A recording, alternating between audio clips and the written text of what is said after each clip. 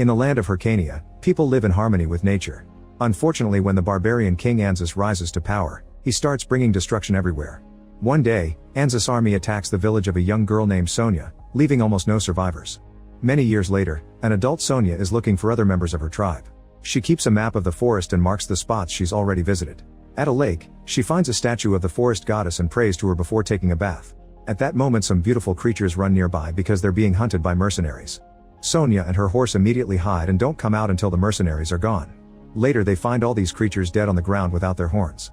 After riding for several hours, Sonja finds a small kingdom under attack. She makes her horse wait in the forest and sneaks around the village until she sees the mercenaries pushing a huge creature into a cage. Suddenly a horn is blown and Emperor Dragan arrives with his soldiers, a terrifying vehicle, and his assassin Anisia.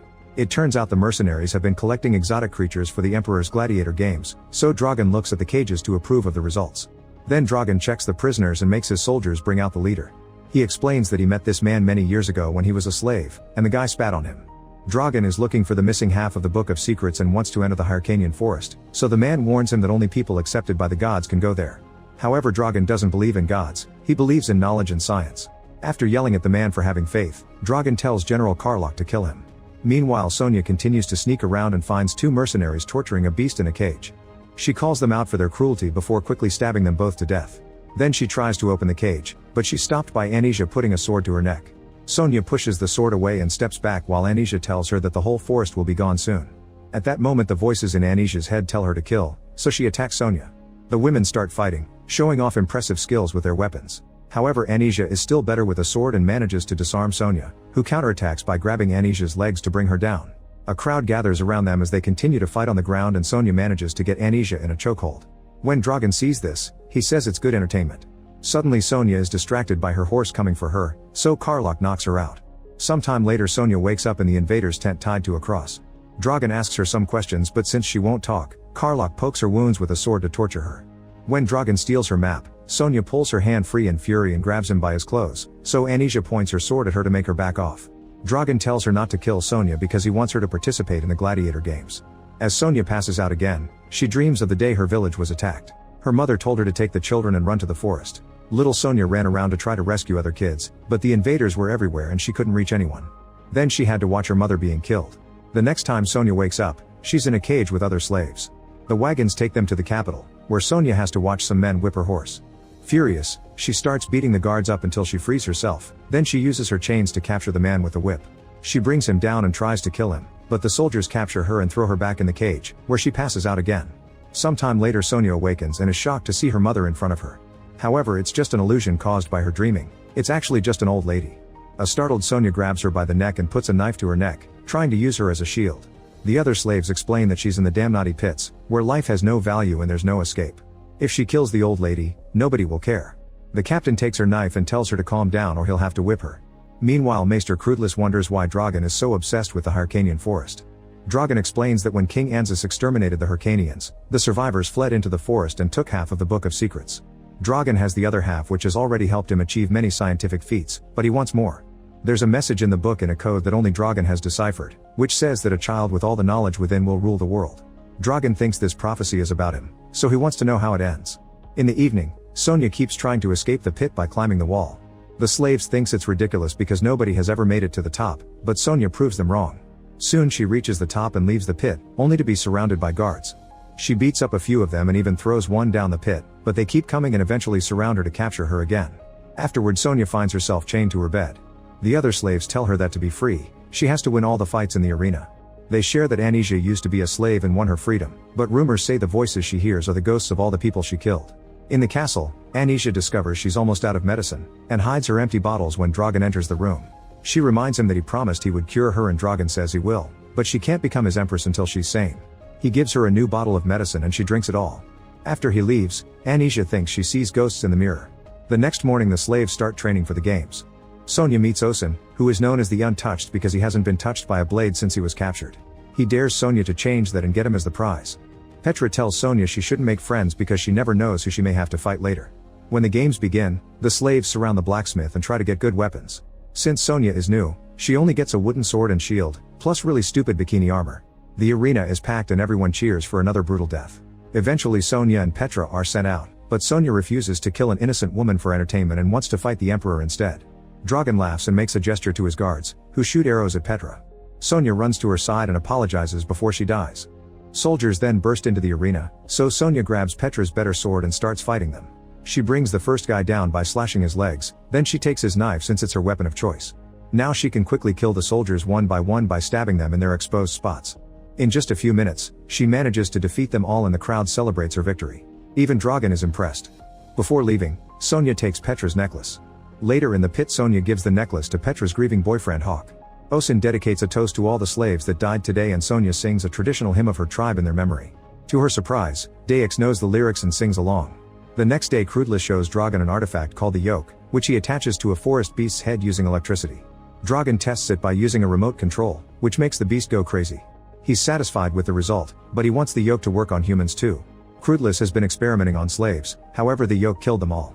Dragan thinks that finding the other half of the book will allow them to finish this project and create a whole army of yoke-controlled humans. Next, Ruthless shows him a flaming orb, which is now powering the whole city. He promises that soon they'll be able to use it for weapons too. In the pit, Daex asks Sonja how she knows the song since she doesn't look Hyrcanian. He then realizes she's from the forest tribe and reveals that there's a group of survivors living in the heart of the woods. Sonja cries at the news and says they have to escape. Their conversation is interrupted when the captain tells her she's wanted at the palace. Sonja is forced to wear the bikini again and put in a cage, which is dragged to the Great Hall where Dragan is holding a banquet. He shows Sonja a map of the continent, which marks all the areas his armies have conquered. Dragan announces her forest is next and shows her the book, which triggers a memory of her tribe using the other half during rituals.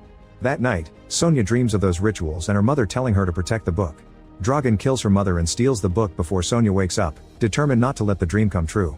Later in the arena, the slaves are forced to fight mercenaries on horseback. They clearly have a disadvantage, so they work together to attack the horses and make them fall to bring down the humans at the same time. The captain comes looking for more slaves to send out and Sonja complains because she isn't chosen, so the captain tells her that Dragan forbade her from fighting because he wants her to watch everyone else die. Sonja asks Osin to protect Daex, then she goes to see the blacksmith and asks for better equipment. The blacksmith refuses, so Sonja threatens him, and the blacksmith changes his mind when he realizes Sonja is the only person who remembers his name. Afterward, Sonja ignores the captain and enters the arena anyway. 2 mercenaries on horses come after her, but Dragan protects her by making his guards shoot them both. Sonja furiously reminds him that she's here to fight, but Dragan only wants her to tell him where the last Hyrcanians are. If she doesn't talk, all the slaves will die. The guards bring every single slave out before Dragan uses the remote control to open a platform on the ground, which reveals a huge cyclop with a yoke on the back of its neck. Dragan uses the control again to make the beast attack the slaves. Everyone starts running, but the cyclops still manages to headbutt a few slaves, causing them to fall into the abyss. Hawk tries to attack the beast and is easily brought down. When Osin attacks next, the cyclops sends him flying over the edge. Then Sonja notices the yoke and makes a big jump to land on the cyclops' back, managing to hold on by stabbing it with her knives. As the cyclop begins to freak out, Sonja uses all her strength to pull the yoke off. The cyclop only calms down and lowers its body, causing Sonja to fall off. Then it brings down its fist, punching the ground right next to her. Sonja begs it to stop and explains she isn't its enemy, the Emperor is. The cyclop runs toward the stands and smashes them with its horns, causing the crowd to run away. The collapse of the structure still kills a few civilians, but Dragan moves out of the way at the last second and Karlach takes him away. In the arena, the slaves are mourning the loss of Osin, but at the moment he climbs back up and announces he's still untouched. Sonja points at a tunnel created by the Cyclops' destruction and tells her friends to run, promising to meet them later at the White Chapel. Afterward, Sonja sneaks back inside and starts fighting the guards, killing them one by one while asking them where about her horse. The whole group dies and it's the last guy who finally talks. Sonja rushes to Ruthless' lab and the workers there run away in fear. She looks at all the experiments and the flaming orb before finally finding her horse in a cage. After freeing it, she throws a sword at the orb. The lights in the palace flicker for a few seconds before the lab blows up. The explosion is so big that it hits the Great Hall, breaking the windows and bringing everyone down. Dragan survives with a few injuries, but Ruthless dies when a glass shard stabs him in the neck. As Dragan grieves for his right hand, Anisha tells him that she's already sent scouts after Sonja. In the morning, Sonja reunites with her friends and they all leave together. However, in the middle of the journey, Osin announces he must take a different road. It turns out he's a prince and Dragan captured him when he attacked his kingdom, so Osin wants to go back and rebuild.